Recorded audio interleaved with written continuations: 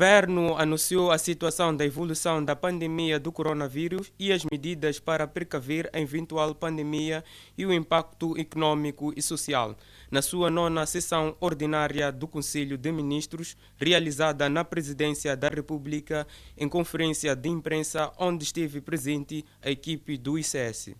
O porta-voz do governo, Filimão Soazi, após o Conselho de Ministros, abordou sobre a proposta que vai orientar as ações governativas neste ano, no sentido de evitar a propagação da pandemia do Covid-19, através do Plano Econômico e Social e o Orçamento do Estado, que está na sua fase preliminar de elaboração.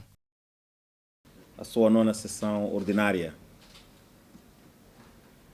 Nesta sessão, foi apreciada a preliminar proposta do Plano Econômico e Social para 2020, o PES 2020, portanto, e das linhas gerais a serem observadas na elaboração do Orçamento do Estado para 2020, portanto, Orçamento do Estado.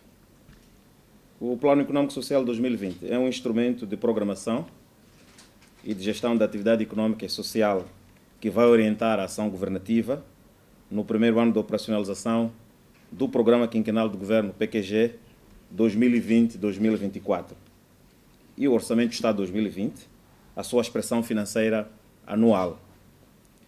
Ainda nesta sessão, o Governo apreciou as informações sobre a evolução da situação da pandemia do coronavírus, o seu impacto econômico e social, bem como medidas adotadas.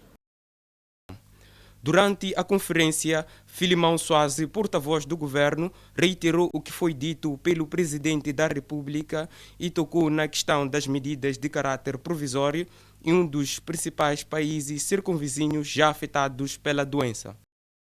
Relativamente ao coronavírus, deverão ter acompanhado a intervenção de Sua Excelência o Presidente da República quando se dirigiu à nação. Portanto, terá referido que as medidas que foram anunciadas têm caráter provisório, porque ao longo dos próximos tempos poderão ser anunciadas outras medidas em função da evolução da situação.